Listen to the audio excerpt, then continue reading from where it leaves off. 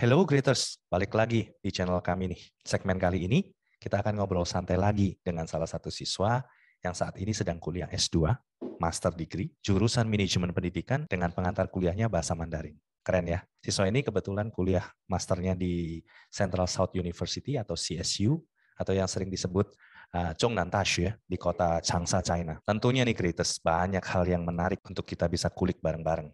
Kita obrolin bareng-bareng tentang pengalaman kuliah, ataupun pengalaman hidup siswa ini selama di China. Seperti apa keseruan obrolan ini? Yuk mari kita kenalin Mitaria Novita Dewi atau yang akrab dipanggil Mita. Hai Mita, ni hao. Hai Kak, halo. Hai Mita, gimana Halo kabarnya? Greeters, halo Kak Joko. Ya, gimana kabarnya Mita? Baik, Alhamdulillah, baik. Di tengah-tengah COVID yang saat ini di China lagi Betul, naik, ya, iya you betul. must take care loh. Iya, iya ya Kak. Prokes seperti itu. Iya betul. China sekarang lagi on fire dengan Omicron. Puji Tuhan Indonesia sekarang sudah mantap. Iya Ya, betul. kita udah mulai balik hidup normal lah. Seperti Hmm, itu. Oke, hmm. Mita. Ya Kak. Sekarang lagi kuliah S2 Manajemen Pendidikan Hmm. di Changsha, Zhongnan Daxue. Boleh nggak nih cerita sedikit pengalaman dari waktu kamu kecil di Indo, SMA, hingga akhirnya mutusin lanjut kuliah ke Cungguo nih. Ceritanya gimana nih? Jadi aku tuh lahir di Bogor ya Kak ya, terus SD, SMP itu di daerah Cibinong Bogor, lalu SMA itu aku pindah ke Jakarta. Oke. Lalu lanjut kuliah juga di Jakarta, S1, lalu bekerja setelah itu. Lumayan cukup lama, Oke. sekitar 5-6 tahunan kerja. Lalu Ah, setelah itu aku memutuskan untuk kuliah di China. Itu hmm, juga sebenarnya agak sedikit kebetulan ya Kak ya, karena pada saat itu aku ingat banget tahun 2018, saat hmm. itu kan Indonesia kita jadi tuan rumah untuk Asian Games. Ya, Nah, aku dipercaya oleh salah satu teman aku yang kebetulan ada di Kapolres Jakarta Utara untuk great. jadi koordinator untuk penerjemah. Jadi pada saat itu dari Ah, tim kepolisian itu ingin ada translator yang akan stay di pos polisi gitu. Jadi ketika nanti ada interesting. turis atau ada peserta ataupun ada orang yang datang dengan berbahasa selain Indonesia tuh mereka bisa difasilitasi dengan baik gitu. Dan kebetulan pada saat itu salah satu dari tim Kapolres itu meminta aku untuk mencari beberapa teman-teman yang bisa berbahasa Inggris, Hmm. Chinese, sama Arab. Nah, Oke. ketika itu kebetulan banget salah satu teman kuliah aku yang waktu dulu S1 itu dia sudah berkuliah duluan di sini di Chongnan Taswe ini di CSU. Oke. Hmm. Iya, jadi karena dia kebetulan lagi liburan, aku coba undang dia untuk ikut join di jadi translator di Oke, Asian Games volunteer waktu itu. itu ya, Ya, Asian Games. betul. Nah, Hmm. ketika join itu akhirnya kita cerita-cerita, sharing-sharing, dan aku tertarik sekali karena memang pergi ke Tiongkok ini salah satu mimpi terbesar aku lah dari Oh, aku kecil gitu, dari aku oh. masih SD itu aku sudah bermimpi untuk ke Tiongkok, cuman memang belum ada channelnya, dan aku merasa saat itu ada channel yang membuat aku bisa ke sana gitu, mewujudkan mimpi aku, dan akhirnya aku coba dengan sedikit nekat sih Kak, boleh dibilang tuh Memang, kalau memang, memang. nekatnya itu kenapa? Karena aku ingat banget waktu aku memutuskan untuk oke lah aku mau ambil beasiswa. Itu tahun 2018, aku belum apply apa-apa, Hmm. tapi aku memberanikan diri untuk beli tiket. Wow. Jadi beli tiket 1 tahun sebelumnya dengan dengan Oke. tanpa ada bayangan bahwa nanti kalau diterima gimana, kalau nggak diterima gimana gitu. Aku Aha, tidak aha. membayangkan itu sama sekali. Di dalam pikiran aku, ini mimpi aku harus wujudkan. Lalu kebetulan sekali pada saat itu AirAsia sedang membuka jalur ke Changsha. Dan Oke, tiketnya tuh murah banget, Kak. Beneran murah boleh banget. tahu berapa nih? 900.000. One way 900.000. One way 900.000 Oke. itu aku ngerasa kayak apa ya, nothing tulus lah. Kalaupun aku beli, aku nggak lolos 900.000 selama 1 tahun ke depan itu menurut aku nggak terlalu kehilangan banget kan. Jadi Hahaha. aku bilang nggak apa-apa lah, beli aja, Bismillah gitu. Bismillah Nekat beli beli. tiket pesawat dulu, padahal belum urus Iya, beasiswa dan lain belum sebagainya. belum belum bahkan belum tahu itu kampus bakal membuka beasiswa apa enggak gitu. Jadi Wow, aku keren, dengan keren. senekat itu sampai akhirnya proses 1 tahun itu ya prosesnya cukup panjang ya, kayak cukup Mhm. panjang sekali. Dan nggak semuanya mulus lah, nggak semuanya mulus, ada aja halangannya gitu. Nah, sampai ke titik di mana pengumuman itu aku pun sedikit nekat lagi karena kebetulan aku kan bekerja sebagai guru. Guru itu hampir semua sekolah memberlakukan peraturan yang sama ya. Jadi setiap sekolah itu kalau misalnya ada guru yang ingin resign itu 1 bulan harus memberitahu gitu. Jadi memberitahu pihak sekolah. Aku dengan nekatnya, walaupun belum ada keputusan gitu, belum ada keputusan diterima atau resign tidak, duluan. aku resign. Jadi aku juga ngerasa ini seperti agak sedikit bertaruh gitu, bertaruh dengan semua yang ada di hidup aku gitu. Jadi pada saat itu mau nggak mau resign, karena kalau enggak ngasih notice itu bakal kena penalti kan. Jadi ya udah resign. Dan sampai ke hari terakhir itu aku resign, belum ada pengumuman. Itu benar-benar rasanya tuh aku sangat nervous banget sih pada saat itu. Cuma alhamdulillahnya di hari terakhir aku resign itu, aku ingat banget hari Jumat itu aku dapat email dari pihak kampus aku diterima. Itu di hari terakhir. Langsung seperti durian runtuh.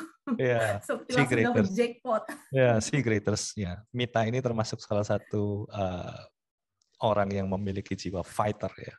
Berani mengambil taking risk. Nah, itu. Jadi ya kadang taking risk tapi tidak ngawur itu bisa membuat orang akan bisa melangkah jauh lebih maju. Nah, balik nih sedikit, saya mundur sedikit dengan ceritanya Mita tadi. Ngomong-ngomong, S1-nya di mana nih? Kuliah jurusan apa? Aku jurusan bahasa Inggris, Kak, di STB Alia. Oke, sastra Inggris di Sekolah Tinggi Bahasa Asing ya, LIA. Iya, betul. Iya, LIA. Nice, betul. Nice. Jadi sudah sempat kuliah S1 selesai, terus ngajar selama 5 tahun kalau saya nggak salah tadi. Iya, kurang lebihnya ngajar 5 tahun. Oke. Cukup panjang ya, dan cukup banyak pengalaman lah selama 5 tahun menjadi guru dan lain sebagainya. Dan secara nggak sengaja akhirnya Asian Games di 2018, akhirnya ketemu dengan teman yang pernah kuliah di Tiongkok. Jadi pada waktu bantuin volunteer di Asian Games ini adalah posisi waktu itu Mita adalah translator English ya? Iya, betul. Oke, bukan Mandarin ya pada waktu itu? Bukan, belum bisa. Oke. Nah, ya cukup menarik dengan sampai nekat beli tiket pesawat dulu. Mumpung lagi promo kan. Iya, Kak. Dibeli aja dulu tanpa ada kepastian beasiswa, dan puji Tuhannya akhirnya at the end, ya setelah kamu juga ngambil keputusan berani resign pun, akhirnya ya dapat beasiswa itu. Selamatlah, kongsi. Nah, memang waktu tadi Mita cerita adalah dari kecil kamu pingin punya cita-cita banget, kepingin bisa kuliah di Tiongkok. Apa yang menginspirasi seorang Mita akhirnya finally juga nggak sengaja ketemu dengan teman terus apply dan lanjut kuliah ke China? Apa yang mendorong seorang Mita nih? Sebenarnya simpel banget sih, Kak. Waktu aku zaman kecil itu, mungkin Kakak pernah dengar, jadi ada serial TV yang terkenal banget waktu itu tuh, Putri Huansu. Kakak pernah dengar nggak? Nggak gitu ngikutin. Oke, jadi waktu aku kecil itu aku sangat suka sekali dengan Putri Huansu, dan itu Huansu Keke ya. Huansu Keke. Oke, kalau itu lihat lah. Iya, jadi aku tuh ngefans banget. Ya mungkin kalau boleh dibilang kalau zaman sekarang tuh bahasanya fans garis kerasnya Vicky Chow lah. Nah itu aku saking sukanya itu dan bermimpi ingin sekali ke Beijing terus pakai baju Putri Huansu waktu itu.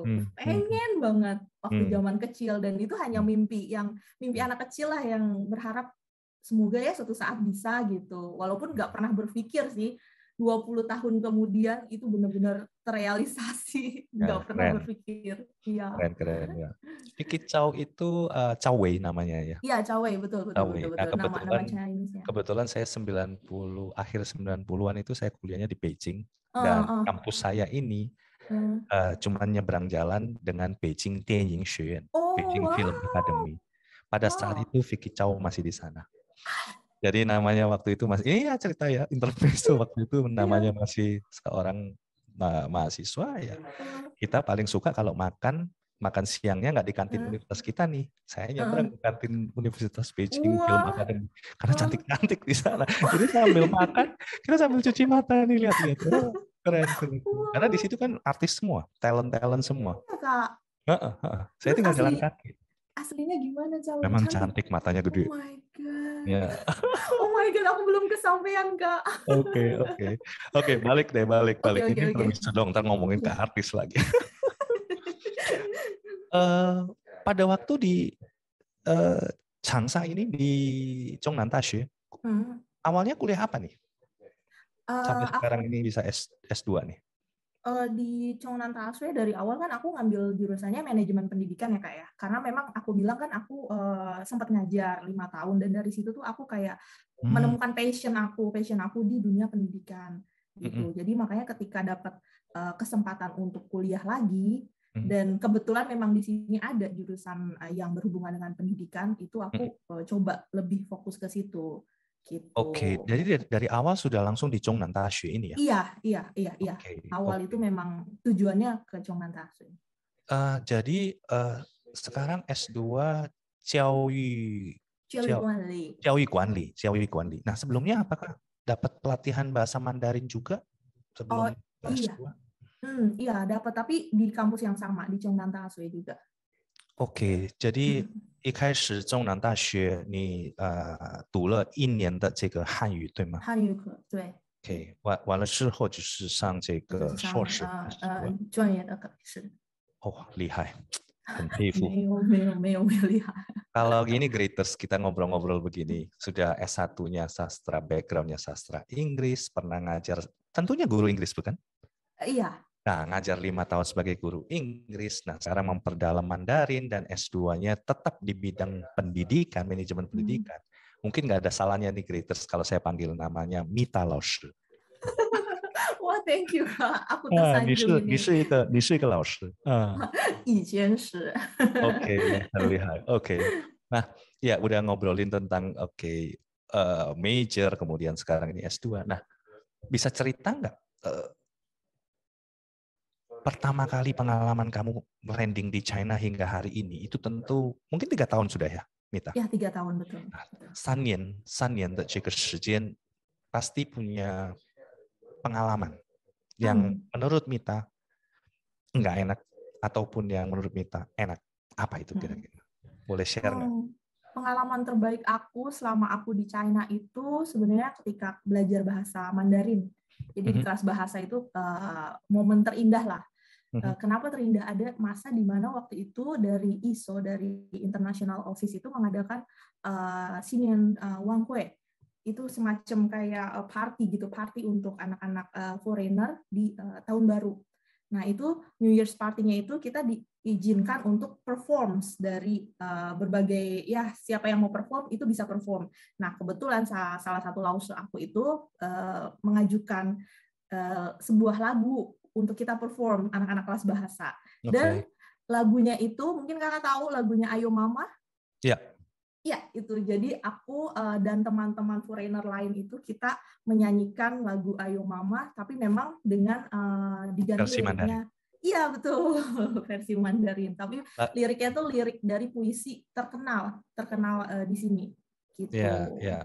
Memang beberapa lagu kita di Indonesia ya banyak yang dinyanyikan juga dalam bahasa Mandarin. Selain Ayo Mama juga ada lagi yang namanya Bengawan Solo. Kita tahu kalau Bengawan Solo itu bisa ada lagu Mandarinnya? Aku pernah dengar sih Kak. Itu ada. Sangat indah sekali. Ya, kalau kebetulan sekarang di China bisa di Youku, bisa di YouTube-nya China bisa di Youku. Judulnya adalah Meili de Solo He.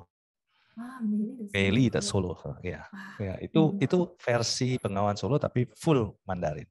Menarik ya jadi Graders. Banyak kita juga Jianjiao artinya hubungan Indonesia dengan China ini back then sudah cukup lama, 60-70 tahun bahkan. Itu banyak budaya-budaya pertukaran termasuk salah satunya dari bidang lagu sampai Mita bilang perform Ayo Mama itu pakai lagu Mandarin. Menarik. Nah, ini pengalaman yang Mita katakan terbaik lah, best moment pada waktu itu. Yang nggak enak ada nggak? Nggak apa-apa cerita. Banyak ya? Oke, boleh. Pilihin satu yang paling enak deh. Pengalaman paling tidak enak itu awal-awal waktu karantina. Awal itu pandemik tahun 2019 awal itu benar-benar 2020 kalau saya nggak salah. Oh iya benar 2020 sorry. 2020 itu pengalaman yang menurut aku sangat shocking karena pada saat itu kan aku baru sekitar 4-5 bulanan lah ya di sini dan tiba-tiba harus dikurung, nggak bisa kemana-mana gitu. Sudah gitu teman-teman aku tuh semuanya anak Indonesianya satu persatu pulang. Satu persatu pulang dan itu jadi semakin membuat aku merasa semakin merasa kesepian ya. Ketika satu orang pulang, satu orang sampai tinggal terakhir satu teman dekat aku yang katanya tadinya mau bertahan ternyata pulang juga. Jadi aku sempat sedih banget. Dan ketika karena kalau full lockdown di sini itu kan benar-benar lockdown ya Kak ya. Kita sama sekali nggak bisa ninggalin kamar kecuali kalau memang pas dapat jatah makanan kita bisa. Tapi selain itu sama sekali nggak bisa mengunjungi teman sekamar, teman di sebelah pun nggak bisa. Padahal dalam satu gedung nih. Dalam satu gedung dan gedung asrama kita tuh dikunci Kak, dikunci terus dikasih pelang besi gitu yang kita nggak bisa keluar. Dan aku dari situ tuh belajar banyak banget sih, di mana kita itu jadi mensyukuri sesuatu yang sebelumnya tuh aku nggak pernah mensyukuri. Menghirup udara segar aku nggak pernah mensyukuri itu. Dan dari situ aku merasa sesuatu yang sangat berharga dari aku diambil nih untuk bisa melihat tumbuhan hijau di luar ruangan pun rasanya tuh sesuatu yang sangat berharga pada saat itu. Wait, waktu itu berapa lama Mita kena lockdown seperti itu? Lockdown seperti itu tuh sekitar 2,5 bulan Kak. 2,5 bulan Mita? Iya, 2,5 bulan. Kampus aku tuh sangat ketat gitu. Dibilang ketat mungkin karena mereka ingin yang terbaik untuk kita ya, ingin memproteksi kita dengan baik. Makanya ketika kampus lain sudah mengizinkan mahasiswa keluar, kampus aku ini belum boleh keluar. Jadi benar-benar masih di lock gitu. Jadi waktu awal Wuhan kira-kira di Januari akhir ya. Januari akhir ya. Karena memang Wuhan sama Changsha ini termasuk dekat karena provinsinya provinsinya dekat-dekatan. Betul. Kamu provinsinya Hunan, yang satunya Hubei. Ya, jadi utara sama selatan. Jadi memang dekat banget sehingga proteksinya dari mahasiswa dari perguruan tinggi universitas pun terhadap international students mereka cukup strict ya. Iya betul. Tapi Kak. Supply food dapat kan ya, makan bisa. Dapat. Kita tiap hari dapat sehari 3 kali Kak. Pagi, siang, malam. Dan itu nggak bayar? Nggak bayar sama sekali. Wow, inilah kehebatan ya. Maksudnya keren ya. Maksudnya salah satu langkah yang memang drastis. Banyak orang juga menyatakan kayak di penjara ceritanya.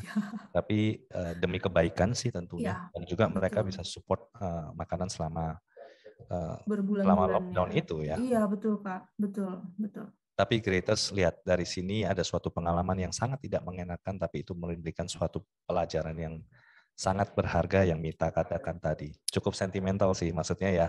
Dari situ kamu bisa lebih respect ya kan. Apa itu yang namanya kongci, apa yang namanya public space ya, hirup udara enak dan lain sebagainya. Ya seru sih. Oke. Nah, ngomong-ngomong sedikit menanyakan, Mita kan sebagai seorang Muslim. Nah, anggapan banyak nih pertanyaan juga dari creators dari baik melalui DM ke kami maupun tulis di kolom komentar. Gimana sih yang pengalaman real nih seorang Mita, siswa Indonesia beragama Muslim, gimana jalanin kehidupan yang katanya tanda kutip nih di negara Tiongkok yang katanya bla bla bla dan seterusnya. Gimana Mita tentang makanan, tentang ibadah, tentang perlakuan orang lokal terhadap Muslim dan seterusnya. Mungkin Mita bisa cerita.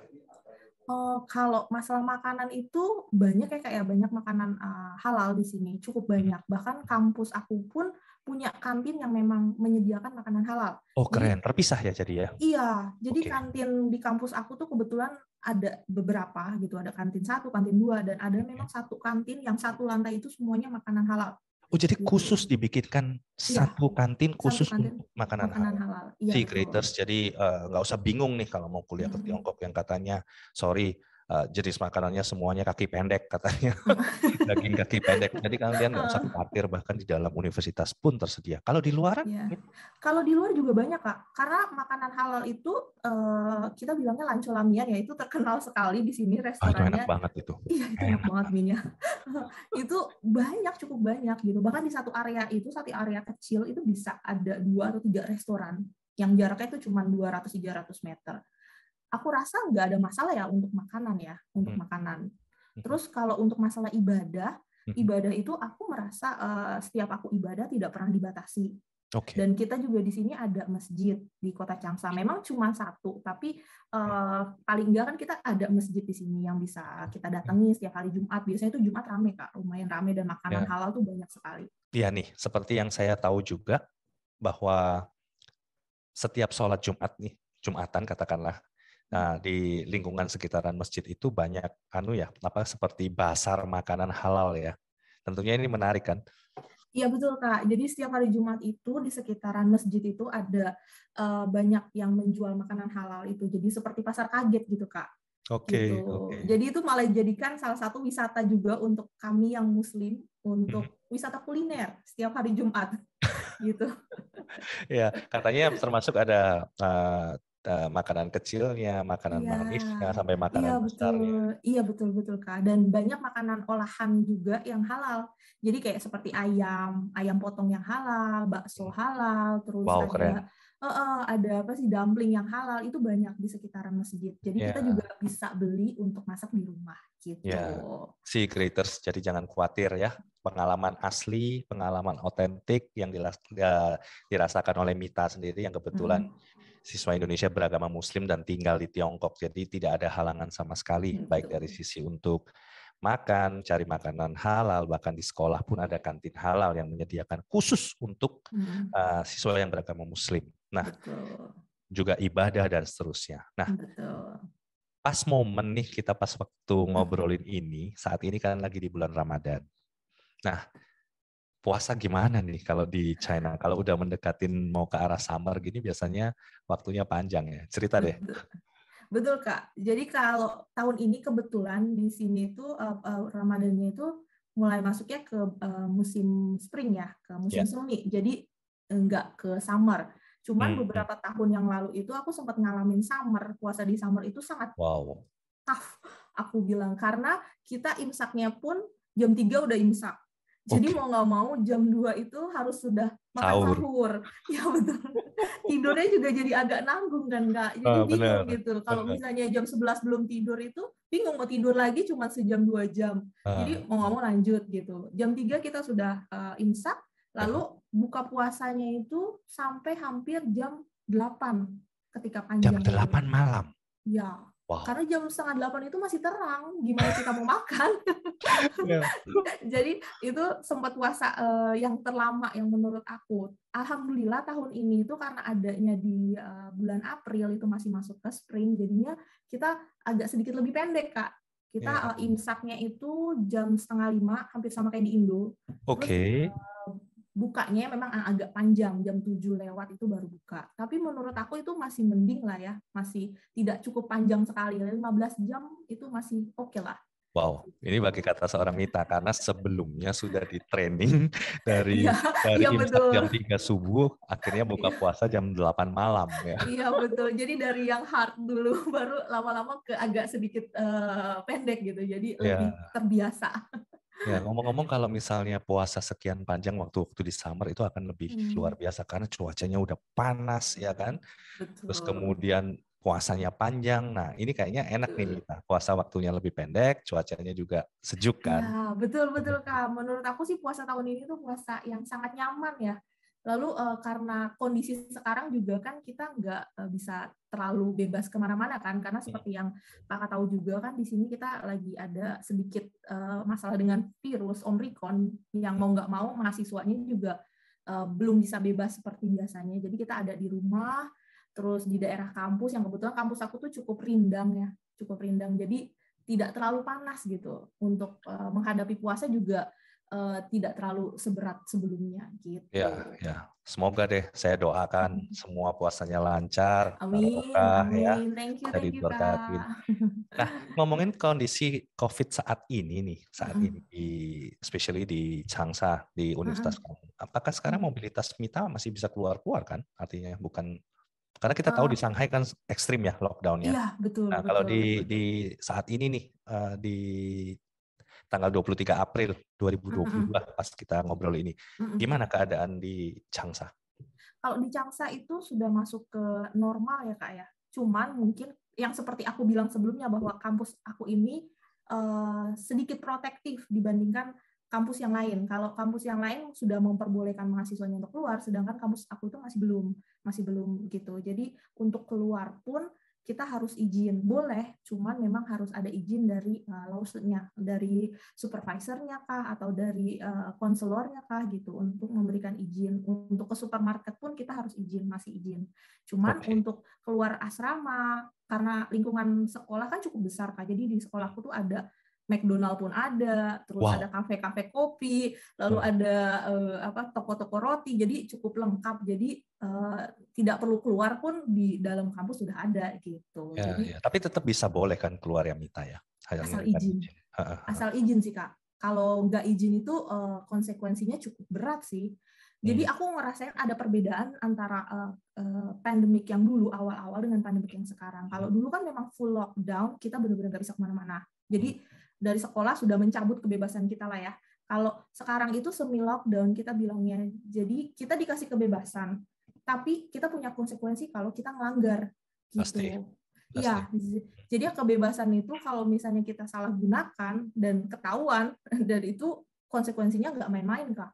Aku belakangan ini dengar ada beberapa mahasiswa yang dapat punishment yang cukup berat lah gitu, karena ketika kemarin semi lockdown itu ada salah satu mahasiswa yang memasuki gedung lain gitu, dan itu dapat punishment-nya itu di-cut beasiswanya itu 3 bulan. Oh my God. Iya. Lalu ada anak yang berani untuk keluar kota pun tanpa izin ya. Ini dalam artian tanpa izin, keluar kota tanpa izin itu dari keluar kota sekolah. Ya? Iya, keluar kota. Oke. Itu keluar kota tanpa izin, dapat punishment-nya itu langsung dicabut beasiswanya. My God. Jadi memang aku merasa perbedaannya tuh di situ sih. Kita dikasih kebebasan, boleh kita keluar, boleh. Cuman kalau kita menyalahgunakan itu sanksinya sangat berat sekali. Pasti ya. Gitu. Oke. Nah, selama ini maksudnya apakah Mita juga menggunakan aplikasi tertentu di HP? Misalnya di Indonesia kan kita ada Peduli Lindungi ya. Nah, di China sendiri gimana nih posisi sekarang Mita ini? Oh, kalau di Tiongkok sendiri, di sini di Hunan itu kita punya barcode sih Kak. Jadi barcode itu yang menurut aku lebih penting dari paspor ya untuk saat ini ya.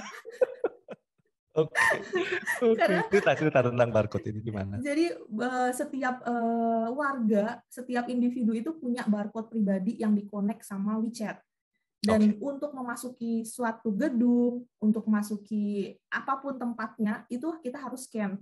Dan ketika scan, itu pemerintah akan tahu posisi kita di mana. Oh, berarti kita memasuki gedung itu gitu.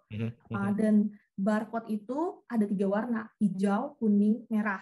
Yang hijau sudah pasti aman. Yang kuning itu berarti kita ada di satu gedung yang sama dengan orang yang mungkin diduga positif. Oh my God. Dan itu kalau sudah kuning, karantina.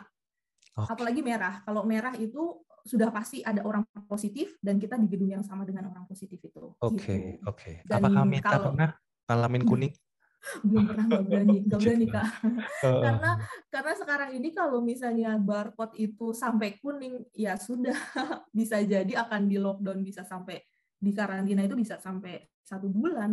Oke. Ya. Jadi tetap jaga diri Mita. Iya, tapi memang boleh dibilang sedikit efisien juga sih Kak dengan adanya barcode itu juga. Jadi pemerintah tahu kalau misalnya ada yang kena itu dia mengunjungi tempat mana aja gitu. Betul, sehingga tracing-nya lebih gampang ya. Iya, tracing-nya gampang dan basically ketemu sama orangnya. sih dengan Peduli Lindungi kita. Oh gitu. Oh ya, sama. Di Indonesia, udah lama nggak di Indonesia. Ya maaf ya. kita ada Peduli Lindungi juga, sama juga kita scan kalau mau masuk ke suatu tempat, kita tinggalin tempat itu, kita juga check out, sehingga itu adalah salah satu pemetaan dan tracing dari pemerintah Indonesia terhadap COVID. Namanya Peduli Lindungi sih. Peduli Di situ. Lindungi. Wah, keren, keren, Basically, keren. waktu COVID sampai sekarang ini berarti Mita vaksinnya di China dong? Iya, betul, Kak. Vaksinnya di Oke. China. 3 kali Oke. vaksin di sini. Oh, sudah 3 kali ya? Iya, sudah wajib soalnya, Kak. Oke. Ya, menarik. Ya, yang Iya, penting sekarang tetap jaga diri, Mita. iya betul, Enggak, Kak. kan bahaya Betul. juga. Semua apa yang dilakukan control by sekolah kamu, universitas maupun negara, maksudnya Tiongkok saat ini memang untuk kebaikan Kita. ya siswa masing-masing. Iya, betul. S1 sudah, S2 sedang jalanin Iya. rencana S3 atau ada rencana apa selesai ini? Kalau planning sih aku pengennya kerja ya, kayak planningnya. Oke. Planning aku. Cuman kan kita manusia berencana, yang menentukan Tuhan gitu. Betul. Kalau misalnya ada kesempatan bekerja, aku ingin sekali bekerja di sini gitu. Sedang mencari-cari juga sih, karena kan setahun lagi lulus nih. Udah Betul. mulai coba-coba cari opportunity di mana nih yang kira-kira bisa dimasuki gitu. Tapi memang planning aku mau lanjut kerja gitu. Mudah-mudahan Tuhan mengizinkan. Amin. Nah, jadi rencananya setelah menempuh S2 ini mau pingin cari karir dulu ya, kerja dulu di pengalaman di Tiongkok dan lain sebagainya ya. Dengan background kamu sastra Inggris, kemudian manajemen pendidikan pakai Mandarin, orang Indonesia, ini banyak sih harusnya. Selling point kamu banyak loh, Mita. Inggris jago, Mandarin jago, seorang asing yang ada di China. Boleh kamu cari universitas yang mengajarkan mungkin bahasa Indonesia, parodi Indonesia. Oh iya, bisa Kak, bisa. Gitu. Atau mungkin aku lebih tertarik, ya passion aku tuh lebih ke anak PAUD, Kak. Oke. Anak usia dini. Ya, kamu bisa jadi guru bahasa Inggris. Iya, betul. Di sekolah-sekolah PAUD misalnya di Changsha, ataupun kamu mau eksplor ke kota lain. Iya kan? Betul Kak. Karena yang Mita sekarang milikin sudah lengkap gitu. S1-nya sastra Inggris, S2-nya manajemen pendidikan, SPD kan, maksudnya master lagi. Master pendidikan. Ya, Go amin. ahead. Kita sama-sama doain lah apa yang terbaik untuk Mita ya. Semoga semua mimpi apa kamu itu kenyataan. Nah, short closing statement nih, Mita. Kira-kira pesan atau apa yang bisa kamu sampaikan ke adik-adik kita di Indonesia yang mungkin ada terbesit kepingin kuliah ke China atau memang sudah memantapkan diri untuk kuliah ke China, yang mengejar masa depan yang lebih baik. Kira-kira apa yang mau Mita sampaikan, please? Untuk adik-adik atau teman-teman or para greeters yang memang ada keinginan untuk kuliah di China, aku berpesan kalau misalnya kalian bermimpi seperti itu, jangan menyerah gitu. Akan banyak halangan, hambatan yang akan terjadi, baik besar ataupun kecil. Asal kita nggak menyerah, aku yakin kok pelan-pelan itu akan tercapai gitu. Meskipun itu akan takes a very long time, but it's okay. Nggak apa-apa, jalanin aja. Semua akan indah pada waktunya. Dan itu memang benar terjadi. Gitu. Cakep.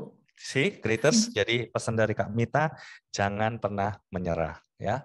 Walaupun proses menjalaninya itu bisa naik turun, bisa panjang, bisa capek, tapi intinya adalah jangan menyerah untuk meraih mimpi kalian yang lebih baik. Terutama saya tambahin lagi, selain jangan menyerah, harus sedikit nekat dengan perhitungan.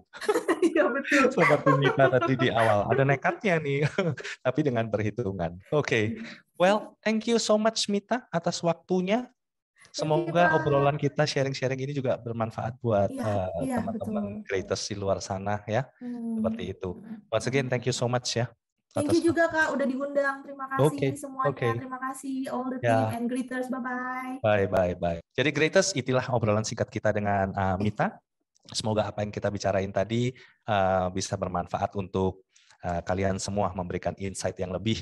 Terutama kebetulan Mita ini adalah siswa dari Indonesia yang beragama Muslim, jadi pengalaman-pengalaman seorang Mita yang sudah di-sharekan tadi, bagaimana seorang pelajar Muslim dari Indonesia menjalani kehidupan di negara Tiongkok, termasuk dari sisi makanan, dari sisi kebebasan dia beribadah, dari sisi aspek macam-macam, maksudnya secara kultural, sosial, dan lain sebagainya, tidak ada masalah sama sekali. Jadi itulah obrolan singkat kali ini.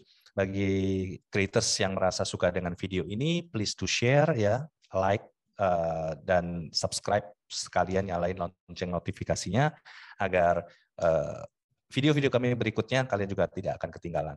Untuk itu, saya ucapkan terima kasih. See you on our next video. Bye.